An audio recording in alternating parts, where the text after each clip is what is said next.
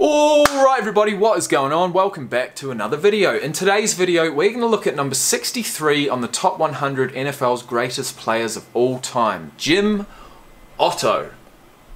Let's get into it. Interesting name.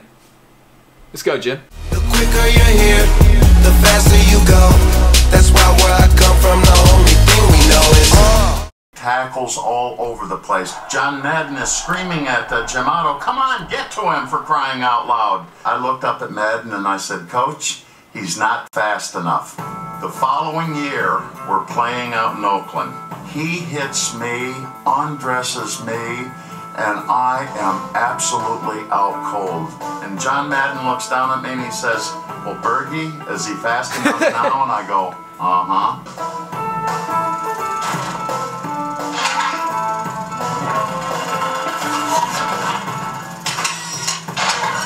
Presented by Bill Bergie.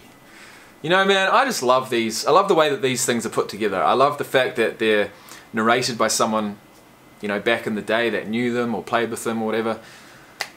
You know, if they weren't shooting all this footage back then, they wouldn't be able to make series like this. So I'm just so happy that they have. I'm really enjoying it. Zeros, when you see double zeros, it's not good at all. You want to stay away as far as you can from the double zero man. This guy was awesome. A demon with a killer's instinct. Wow. Jim OTTO had... It's like two bulls coming up against each other. Just before impact, he would be able to coil his body and really... Oh, shit, man. Now, a middle linebacker, defensive players, we don't feel ouch, ooh, hurt, and pain. But let me tell you what, when Jim OTTO hits you, guess what? It hurts.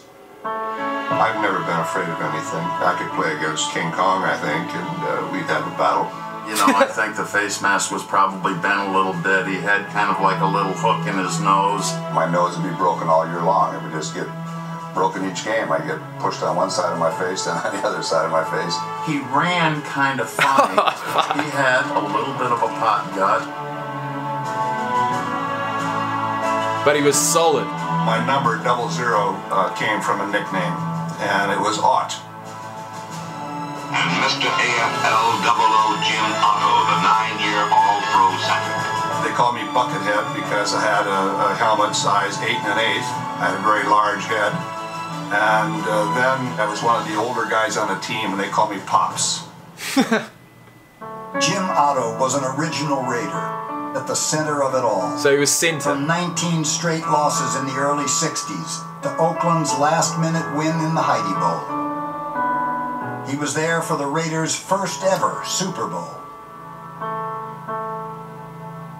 In 1972, he even caught a pass in a playoff game in Pittsburgh, although everyone remembers the game for another reception. In his second to last game, he snapped the ball for the famous Sea of Hands catch, the Raiders' most dramatic playoff win ever. What is this? The Sea of Hands.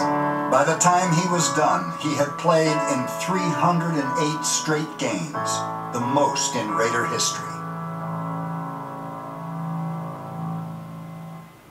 I've had 39 surgeries. I've had 308 games in a row. Now we're going to hear about his surgeries. 28 knee surgeries. Both knees are artificial. I've had 8 artificial knees. We loved to play football. We beat the hell out of each other and had a great time. What? At that particular time, I thought maybe I shouldn't have done it, but as soon as you heal up a little bit, you think, gosh, I'd do it again. Fucking hell. Mate, I'm blown away with those surgeries. That's fucking crazy.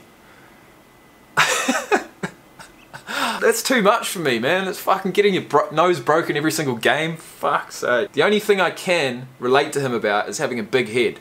I assume that my helmet, when I do put it on, is going to be an extra large, at least, if not a XXL. So look guys, that was my look at Big Jim OTTO. And to play over 300 games in a row, you know, you'd think that he wouldn't have any injuries because he's played so many games in a row, but he did have injuries. He just played through it somehow. And I guess, shit, there'd be a hell of a lot of NFL players currently just playing through injuries. You don't know that they've got them, but they're frickin' sore on a daily basis. And then you've got the problem of painkillers. You know, these teams give them copious amounts of prescribed painkillers when really, I'm of the opinion that if they're mentally all there, a smoke of marijuana is going to do so much better for them. That's just my opinion. Anyways guys, I hope you've enjoyed the video. That was Jim Otto. Next one we're going to be looking at Randy White. Not Randy Moss, but Randy White, number 62. I'm not sure who he is. So I'll see you then. Peace out.